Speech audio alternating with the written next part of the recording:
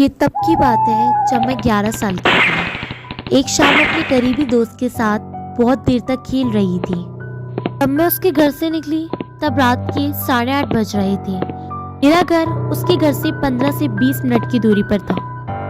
दिसंबर का ठंड भरा महीना था। मैं फुटपाथ पे चलती हुई एक और मुड़ गई। देखा कि एक वियर्ड से दिखने वाला आदमी फुटपाथ के सामने खड़ा था। मैं उसे इग्नोर करके चुपचाप चलती रही। इतने में एक बड़ी सी कार आके उस आदमी के सामने रुक गई। वो आदमी उस कार में किसी से बातें कर रहा था।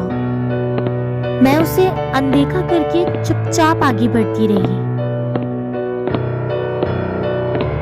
फिर उसने मुझे आवाज लगाई, ए तुम इधर आओ। मैं उसकी बात सुन के डर गई और तेज कदमों से आगे बढ़ने लगी। आदमी भी तेजी से भागता हुआ मेरे पीछे आ रहा था। मैं उसे आते अपने पीछे देख तेजी से भागने लगी।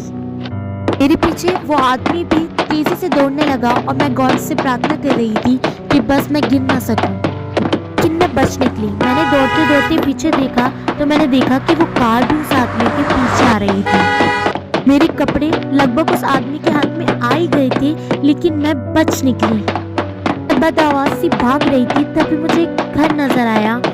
मैं उस घर के दरवाजे पे जाके खड़ी हो गई। मैं जाके दरवाजे को जोर जोर से पीटने लगी। अंदर से एक अंकल आंटी ने दरवाजा खोला और मैं अंदर जाके उन्हें सारी बात बताई। जब मैंने उन्हें सारी बात बताई तो उन्होंने बाहर जाके देखा, लेकिन उन्हें कोई नजर नहीं आया। उन्होंने मेरी माँ को कॉल करके बुला लिया। कुछ ही देर में मेरी माँ मुझे वहां से ले गई